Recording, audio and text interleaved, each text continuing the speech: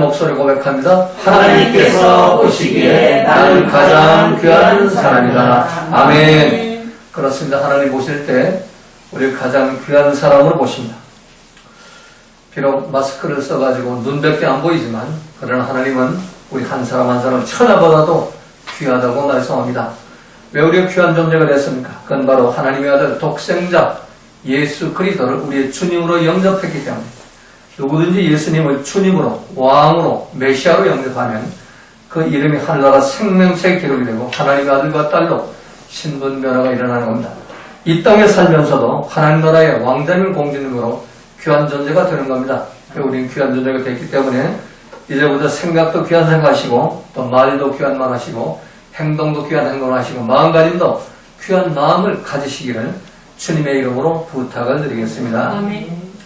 오늘 시간에는 이사야서 11장 1절 9절 말씀을 가지고 그리스도의 오심이라는 제목으로 함께 은혜를 나누고자 합니다. 그리스도 오심에 대해서 이 교회사를 보면 처음 1000년 동안은 주로 예수님의 초림에 대해서 첫 번째 오시는 2000년 전에 오시는 그 초림에 대해서만 기록하고 있습니다. 그러나 그 후로부터 1000년이 지난 후부터는 초림과 재림을 모두 포함해서 그리스도 오심을 기다리는 대림절의 의미를 기록해 놓고 있습니다. 그래서 우리는 이제 주님의 성탄을 축하할 뿐만 아니라 2000년 전에 오신 성탄을 축하할 뿐만 아니라 다시 오실 주님을 기다리는 이 마음으로 대림절 기간을 보내게 되는 겁니다. 자, 오늘 보는 말씀은 구약의 위대한 선지자 이사야가 기록해 놓은 성경입니다. 이사야가 살던 때로부터 700년 후에 오실 메시아 그리스도에 대한 그 예언의 말씀을 이사야는 오늘 본문에 기록해 놓았습니다. 이사야라는 이름은 여호와는 구원이시다 하는 뜻입니다. 성경의 여러 인물들은 그 이름이 그 일생의 그 사역의 그 의미를 부여하는 경우가 많은데 이사야 선지의 경우에도 그 모든 사역이 여호와는 구원이시다 라는 사실을 증거하는 데 집중되어 있습니다. 이사야 선지자는 20대의 젊은 나이에 부름을 받아서 60년간 하나님을 위해 사역하다가 므낫세 왕에게 머리로부터 톱으로 켬을 받아가지고 장렬히 순교한 충성된 하나님의 종입니다. 이사야의 많은 예언들 중에도 이 메시아에 대한 예언은 전 구약 성경 예언 가운데서 가장 귀중한 예언의 말씀입니다. 메시아라는 단어는 히브리어로 쓸 때 메시아라고 그러고 이 메시아를 헬라어로 쓰면 그리스도가 됩니다. 선지자 이사야의 예언은 메시아, 즉 그리스도의 일생을 모두 포함해서 말씀하고 있습니다. 자, 오늘 본문 11장 1절 9절 말씀은 메시아 그리스도의 출생 과정과 메시아 그리스도의 사역 그리고 메시아의 장차 이 메시아가 장차 이룩할 거룩한 하나님 나라에 대해서 말씀하고 있습니다. 이 예언의 말씀이 선포된 때로부터 약 700년이 지난 후에 성자 예수님께서 육신을 입고 다윗의 자손으로 태어나셨습니다. 자, 오늘 본문에 기록된 예언의 말씀대로 예수님께서는 성령으로 충만한 삶을 사셨고 또 예언의 말씀대로 고난의 삶과 죽음을 지나 부활하셨고 이제 예언의 말씀대로 찬란한 하나님 나라의 왕국을 건설하기 위해서 다시 오심을 준비하고 있는 겁니다. 오늘 본문을 통해서 이사야 선지자가 예언한 그 메시아 그리스도 오심에 대한 말씀들을 살펴보면서 이 대림절 기간에 예수 그리스도의 오심을 믿음으로 예비하는 은혜의 시간으로 삼으시기를 주님의 이름으로 부탁드리겠습니다. 첫 번째로 그리스도는 이새의 줄기에서 나온다고 말씀합니다. 1절 말씀 보면 이새의 줄기에서 한 쌍이 나며 그 뿌리에서 한 가지가 나서 결실할 것이요. 자, 이새는 다윗 왕의 아버지입니다. 본절은 이새의 족보, 즉 다윗의 족보에서 그리스도 예수님이 오신다는 예언의 말씀입니다. 이사야서 9장 6절에 보면 한 아기로 소개되어 있습니다. 어머니의 태를 통해서 어린 아기의 몸으로 성육신하실 것을 이사야 9장 6절에 말씀했지만 오늘 본문에서는 한 걸음 더 나아가서 이새의 혈통을 통해서 메시아가 이 땅에 오신다는 겁니다. 여기 주목할 것은 장차 돋아날 싹이 다윗의 줄기에서 나온다고 하지 않고 이새의 줄기에서 나온다고 말씀하고 있습니다. 여기 그 줄기는 본래 나무의 줄기가 아니라 베어서 넘어뜨린 나무의 그루터기를 말합니다. 이사야는 다윗이 아닌 이새의 줄기에서 한 싹이 나고 그 뿌리에서 한 가지가 나와가지고 결실할 것이라고 말씀을 하고 있습니다. 여기에서 싹과 가지는 바로 메시아 그리스도를 지칭하는 표현들입니다. 그런데 우리말 성경은 이 번역이 조금 이렇게 순서가 바뀌어 있습니다. 자, 나무의 몸통 줄기에서 나오는 것은 싹이라고 하는 이 가지죠. 근데 이걸 싹이라고 번역을 했고 뿌리에서 나오는 것은 싹인데 가지라고 이렇게 반대로 번역을 했습니다. 그래서 오늘 본문을 히브리하고 원어 성경대로 번역을 하면은 이새의 줄기에서 한 가지 호테르가 나오고 또 이새의 뿌리에서 한 싹 넷째가 나온다고 번역을 해야 합니다. 이사야 11장 1절 이새의 줄기, 줄기 그루터기, 이건 우리가 말하는 그 줄기가 아니라 그루터기를 말한다. 원나무를 줄기를 잘라가지고 그 밑둥, 그 그루터기를 말합니다. 그래서 이 말씀의 의미를 깊이 이렇게 생각하면은 그 이새의 그 줄기, 이새의 아들 그 다윗 왕가의 줄기가 그 시드기야 왕, 예수님 오시기 전 한 580년도 시드기야 왕 때에 끝나죠. 어떻게 끝나느냐? 시드기야 왕이 바벨론을 포로 잡혀가서 시드기야 왕 앞에 시드기야 왕을 이렇게 결박해서 놓고 그 앞에다가 그 가족들을 차례로 죽입니다. 그리고 마지막에는 왕자들을 하나씩 차례로 다 죽이고 마지막에는 시드기야 눈을 뽑아가지고 남은 일생을 이제 장님으로 이렇게 보내다가 죽게 될 겁니다. 그래서 다윗 왕가는 그걸로 끝납니다. 완전히 잘려서 밑둥이 없어져 버린 겁니다. 근데 거기서 이렇게 죽은 줄 알았는데 이제 싹이 나서 이제 요셉과 마리아라는 그런 싹과 가지가 이렇게 나오면서 거기서 이제 예수 그리스도가 탄생된다는 것을 오늘 말씀하고 있습니다. 그래서 칼빈을 비롯한 많은 성경학자는 이 표현이 다윗의 뿌리라 하지 않고 이새의 뿌리라 한 것은 다윗의 집을 비하는 비찬한 그 비하의 표현이라고 해석을 합니다. 즉 그리스도가 이새의 줄기에서 나온다는 예언은 그리스도의 비천한 태생과 또 비천한 삶을 예언적으로 암시하는 것입니다. 다윗은 왕권을 가진 사람이지만 다윗의 아버지 이새는 아무 힘도 없는 비천한 시골 사람이었습니다. 다윗은 이스라엘의 수도 예루살렘에서 새로운 왕조를 건설한 위대한 인물이지만 그의 아버지 이새는 비수도권 베들레헴 총구석에서 양을 치는 그런 목동의 비천한 신분이었습니다. 한마디로 앞으로 만나게 될 메시아는 비천하고 초라한 집안과 가문에서 나올 것이라는 것입니다.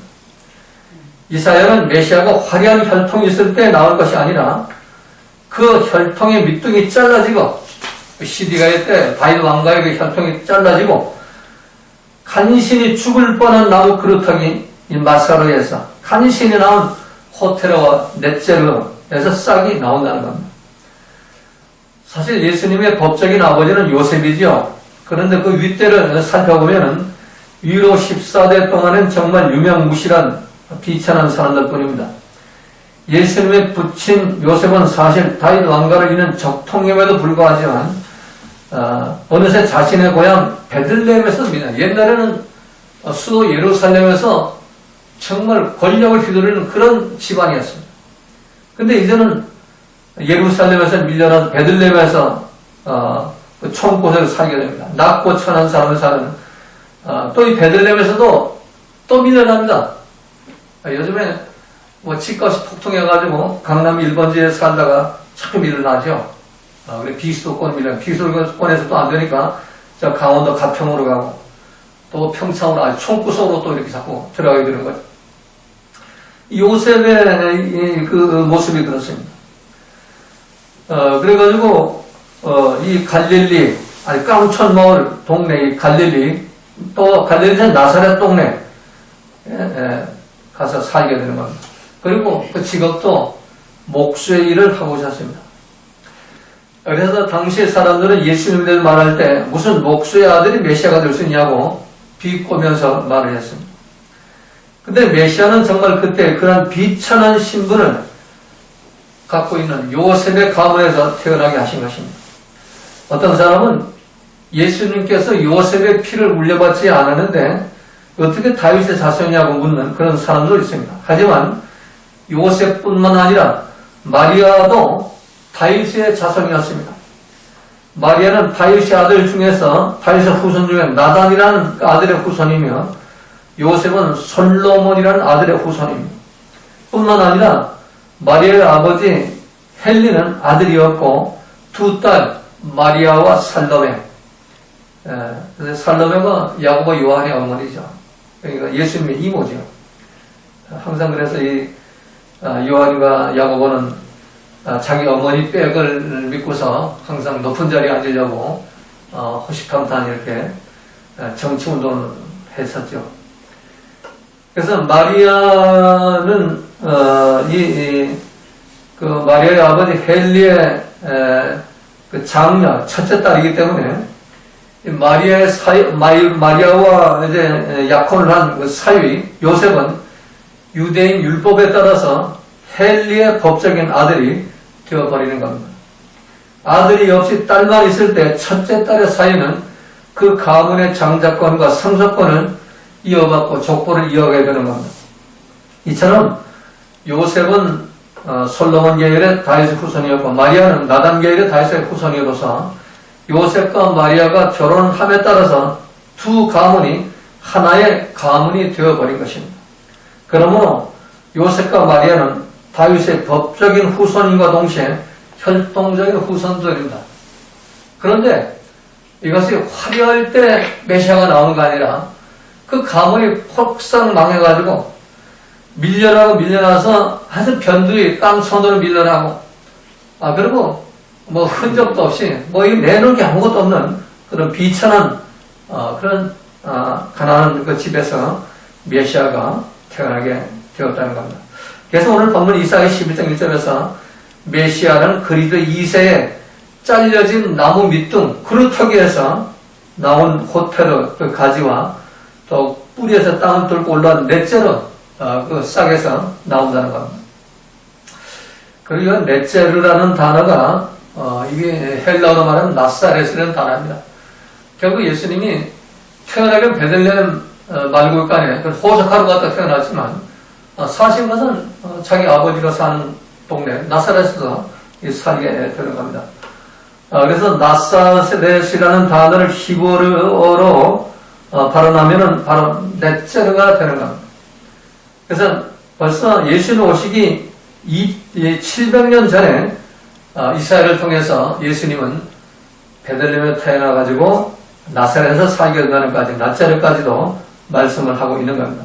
이처럼 나무 그루터기에서 새롭게 돋아나는 어린 싹처럼 하나님이 보내시는 메시아 그리스도는 그 뿌리에서 한 가지가 나서 결실을 하게 되는 겁니다. 하나님 말씀은 말씀의 예언대로 반드시 이루어집니다. 아멘. 메시아 그리스도 오심에 관해서 선지자 이사야가 예언한 그 예언은 700년 후에 한치 오차도 없이 그대로 이 땅 위에 지구촌 위에 성취된 것입니다. 저와 여러분은 예수님을 우리의 구주로 영접한 복된 자들입니다. 아멘. 선지자 이사야를 통해서 주님 오신 길을 예언케 하신 하나님께서 우리를 불러주셔가지고 예수님을 알게 하셨습니다. 아멘. 이 믿음이 더욱더 견고해져가지고 이제 다시 오시는 주님을 기쁨으로 맞이하시기를 주님의 이름으로 부탁을 드리겠습니다. 아멘. 자, 두 번째, 그리스도는 여호와의 신이 강림하신다는 겁니다. 2절 5절에 보면 여호와의 신, 곧 지혜와 총명의 신이요 모략과 재능의 신이요 지식과 여호와를 경외하는 신이 그에 강림하시리니. 자, 이것은 오늘 예수님이 이 땅에 오셔가지고 하실 사역에 대해서 말씀하는 겁니다. 예수님은 그 머리 위에 성령께서 강림하셔가지고 여호와의 신이 임해가지고 그 여호와의 신의 동행을 통해서 그 여호와의 신과 함께 하나님의 사역을 하게 된다는 겁니다. 이사야 61장 1절에도 보면 주 여호와의 신이 내게 임하였으니 이는 여호와께서 내게 기름을 부으사 가난한 자에게 아름다운 소식을 전하게 하려 하심이라. 나를 보내사 마음이 상한 자를 고치며 포로된 자에게 자유를, 갇힌 자에게 노임을 전파하며 라고 말씀합니다. 자, 이 예언대로 예수님은 공생애를 시작하기 전에 세례 요한에게 세례를 받으실 때 하늘이 열리고 빛과 성령이 그 머리에 임하면서 하나님이 이는 내 사랑하는 아들이요 내 기뻐하는 자라고 이렇게 인을 쳐주시죠. 그리고 그때부터 이제 공생의 사역을 합니다.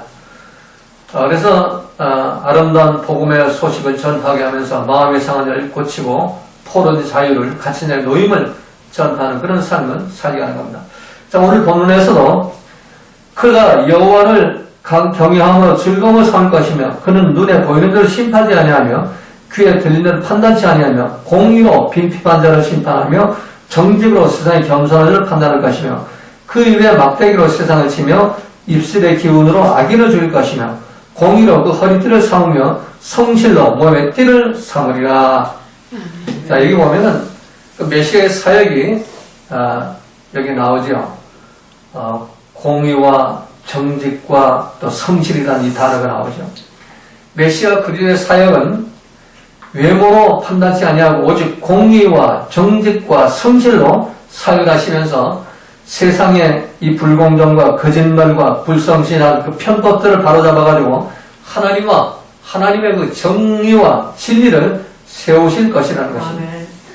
그래서 메시아 그리스도의 이러한 공의와 정직과 성실은 여호와를 경외함으로 즐거움을 삼는 가운데 성령이 사역을 하시게 한다는 것입니다. 아멘. 그렇습니다. 예수님은 우리의 삶 전체가 여호와를 경외하고 또 정의와 공의와 진실과 정직으로 살기를 원하시는 겁니다. 아멘. 그래서 예수님은 상한 갈대를 꺾지 아니하시고 또 꺼져가는 등불도 끄지 아니하시고 그리고 목소리를 높이지 아니하고 우리는 예수님은 목소리 높이지 않고 뭐 이렇게 광화문 내거리 가서 뭐 쿠데타 일으키고 뭐 이러질 않았는데 근데 우리는 예수 민도하면서도 자꾸 목소리를 높이잖아요. 자기 목소리를 나오고 해요. 목소리를 높이지 않아요. 온유함을 우리가 말씀하고 겸손을 말씀하고 성령이 하도록 해야 하는 겁니다. 성령이 모든 걸 하도록 하나님이 하도록 해야 되는 겁니다. 그래서 예수님이 하신 그 모든 사역을 보면은 절대로 뭘 이렇게 들내고 나서버리지 않죠. 나서버렸다면은 그 빌라도나 헤롯을 다 물리쳐버리고 그냥 새로운 나라를 확 만들어버리면 되죠. 그 능력이 없는 게 아닙니다. 그래도 불구하고 예수님은 모든 사람들에게 정말 성령의 통치를 받으면서 공의와 정직과 성실로 이 모든 불공정과 거짓말과 불성실한 편법들을 바로잡는 그런 일을 뭘로 했느냐? 여호와를 경외함으로 했다는 얘기입니다. 아멘. 여호와를 공경하고 두려워함으로 했다는 얘기입니다. 그래서 모든 것을 항상 하나님과 교통하고 성령 교통하면서 모든 사역을 진행했다는 것입니다. 이것이 오늘 본문에 기록된 내용입니다. 그래서 우리가 믿는 예수님은 공생의 기간 내에 성령님으로 충만하셔가지고 여호와를 경외하는 것으로 즐거움을 삼았고, 자, 우리가 대림절 기간을 지나는 동안 우리가 해야 할 일은 뭐냐? 성령으로 충만해가지고 여호와를 경외하는 것을 즐거움으로 삼아야 돼요. 아멘. 자, 여호와를 경외하는 걸 즐거움으로 삼으면 어떻게 해야 돼요? 기도하는 걸 즐거움으로 삼아야 되고, 아멘. 예배 드리는 걸 즐거움으로 삼아야 되고, 아멘. 찬송하는 것을 즐거움으로 삼아야 되는 거예요. 아멘. 이것이 바로 대림절에 우리가 해야 할 일이고, 주님 오시는 길을 예비하는 그런 우리의 믿음의 내용인 것입니다. 아멘. 지금도 주님은 온유한 심령으로 자기 백성을 돌봐주고 계십니다. 하나님 우편에 앉아 계셔가지고 우리를 위해서 끊임없이 중보기도 하고 계시는 것입니다. 아멘. 우리는 부족과 연하고 쓰러지고 넘어져도 주님이 계시기 때문에, 예수님이 중보기도 하시기 때문에 우리 오늘 이 자리에 와서 예배를 드리는 겁니다. 아멘. 사단은 끝까지 우리를 넘어뜨려가지고 지옥으로 끌고 가려고 하지만 예수님의 중보기도 때문에 우리가 지금 여기 나와 앉아 있는 겁니다. 아멘. 그래서 우리는 이 주님, 다시 오시는 주님을 만나기 위해서 이 주님의 사랑에 우리가 감사하면서 우리가 항상 주님 목을 보이시더라도 여호와를 경외하는 것을 주요로 삼아가지고 참 성령의 통치를 받는 그런 축복된 믿음 생활을 하시기를 주님의 이름으로 부탁을 드리겠습니다. 아멘. 자, 마지막 세 번째는 다시 오시는 메시아는 평화의 왕으로 오신다는 겁니다. 6절 9절에 보면 그때에 이리가 어린 양과 함께 거하며 표범이 어린 염소와 함께 누우며 송아지와 어린 사자와 살찐 짐승이 함께 있어 어린아이에게 끌리며. 자, 이리가 어린 양과 어떻게 함께 거할 수가 있고 표범이 어떻게 어린 염소와 함께 누울 수가 있고 송아지와 어린 사자가 어떻게 함께 살 수가 있겠어요? 이 모든 악한 그 사나운 그 짐승들이 어린아이들에게 이끌린다는 거예요. 강아지처럼. 암소와 곰이 함께 먹으며 그것들의 새끼가 함께 엎드리며 암소 새끼도 곰 새끼도 함께 엎드리고 사자가 소처럼 풀을 먹을 것이며 사자가 이 양도 안 잡아먹고 또 이 염소도 안 잡아먹고 그리고 함께 풀을 먹는 소처럼 풀을 먹어요. 젖 먹는 아이가 독사의 굴에 장난 아니에요. 젖 먹는 아이가 독사의 굴에 손을 넣었다 뺐다 해도 독사가 물질 않는다. 젖된 어린이가 독사의 굴에 손을 넣을 것이야. 나의 거룩한 산 모든 곳에서는 해함도 없고 상함도 없을 것인 이는 물의 바다를 덮은 같이 여호와를 아는 지식이 세상에 충만할 것임이니라. 아멘. 여호와를 아는 지식, 이게 내 생각 내 마음대로 아는 지식이 아니라 여호와를 만난 지식, 야다의 지식을 말합니다. 여호와를 만난 그 은혜가 이 세상에 충만하기 때문에 이제 더 이상 이 세상에 이런 악함이 없어진다는 겁니다. 이제 다시 오실 메시아가 통치하는, 예수님이 통치하는 그 세상은 이리가 어린 양과 함께 살고 표범, 사나운 그 표범이 어린 염소와 함께 나란히 눕고 연약한 어린아이가 초식동물과 육식동물까지 이끌고 애완동물처럼 이끌고 다니는 그런 세상이 된다는 겁니다.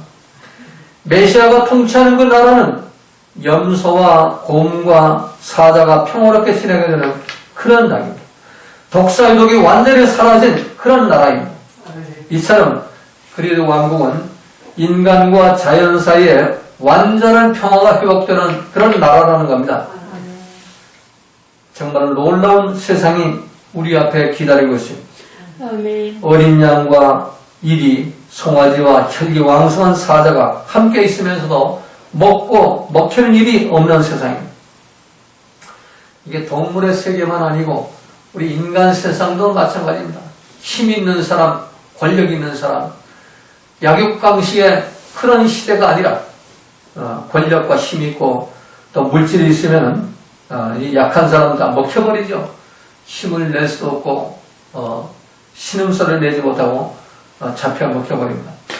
그런데 이제 주님이 오시면 그런 일들이 모두 없어진다는 겁니다. 아멘. 이미 노아의 방주 사건에서 이런 모습을 하나님 보여주셨죠. 방주 안에는 노아의 8 식구와 연약한 토끼도 들어가고 연약한 양들도 들어갑니다.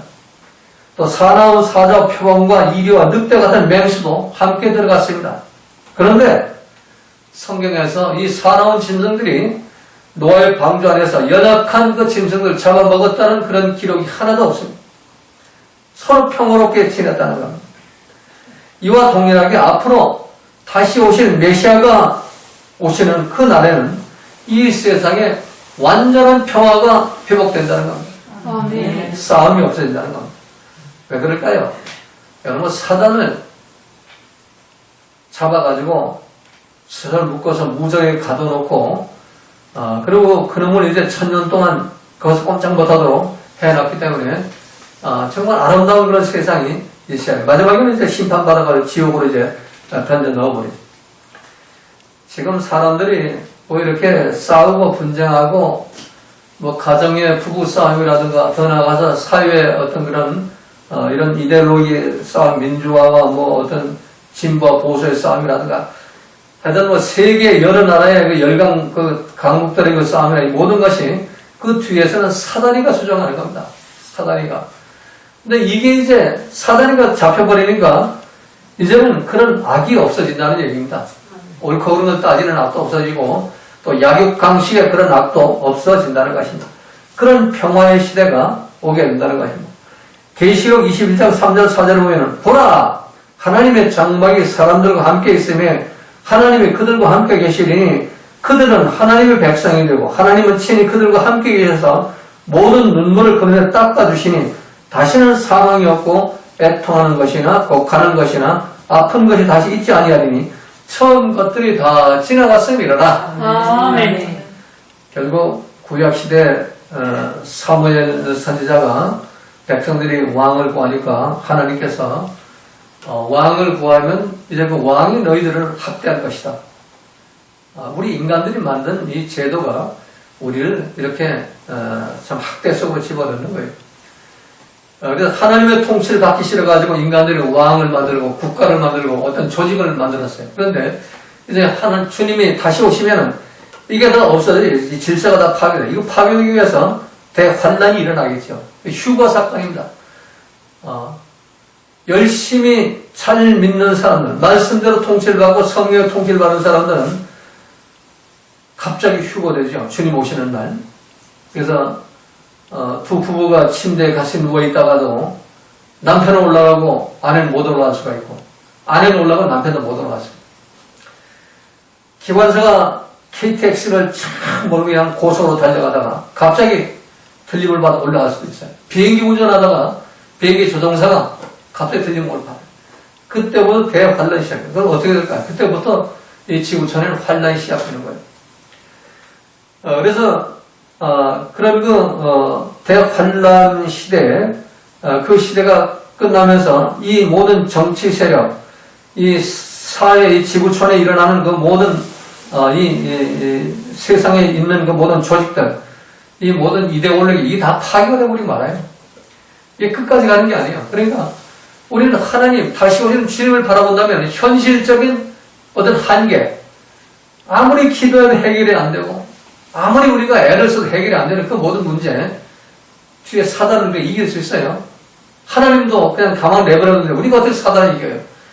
그러니까 거기다 마음 뺏기지 말라는 거야. 옳고 그렇다 따지고 기분 나고 속 뒤집어가지고 소리 지르고 이러지 말고 기다려라 이런 얘기야. 하나님을 경외하고 기다리면 때버리면 주님 오셔가지고 이거 해결한다는 얘기예요. 아멘. 초림하시는 예수님도 그 왕성한 다윗 왕가가 번성할 때 오시지 않고 그거 다 깨부시고 그거 다 밑둥이 짜져 나가고 마지막 눈이 뽑혀가지고 또 왕자들 그 후손들 다 죽여버리고 그 싹을 다 없애버리고 그러고 나서 그 700년 후에 그 예수님이 오시라는 것처럼 마지막 예수님도 이 땅에 그 승승장구하고 뭐 이렇게 이런 것들 다 쳐부시고 다 깨부수고 그러고 오실 겁니다. 그때 우리는 기쁨으로 주님을 만날 수 있는 겁니다. 그래서 우리의 믿음이 인내가 필요한 겁니다. 아멘. 그래서 우리 눈에 보이는 대로 들리는 대로 판단하고 생각하지 말고 예수님 말씀대로 참 공의로 판단하고 정직으로 판단하고 성실로 판단하면서 우리가 할 일은 오직 여호와를 경외하면서 여호와를 경외하는 걸 즐거움으로 삼는 이런 삶으로 매일매일 지나야 하는 겁니다. 이 대림절 기간 바로 이런 참 여호와를 경외하는 일을 즐거움으로 삼는 그런 기간인 것입니다. 아멘. 그래서 우리가 원수가 없어져야 되는 겁니다.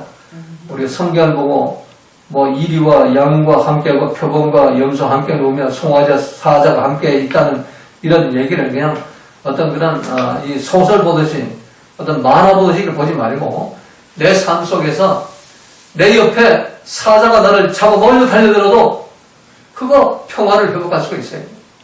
독사가 나를 죽여 먹으려고 달려들어도 그거 평화를 회복할 수가 있어요. 인간 속에 있는 사자의 형상, 인간 속에 있는 독사의 형상, 그 모든 독을 이겨낼 수 있는 길, 여호와를 경외함으로, 아멘. 여호와를 즐거워함으로, 아멘. 성령 충만 받아가지고 아멘. 성령의 통치를 받을 때 그게 가능한 겁니다. 아멘. 내 생각, 내 감정 십자가에 못 박고 이제는 내가 사는 것이 아니요 말씀과 성령이 나를 통치하는 그런 삶을 통해서 이 대림절 기간 은혜로 지내가지고 다시 오시는 주님을 기쁨으로 만나시기를 주님의 이름으로 부탁을 드리겠습니다. 아멘.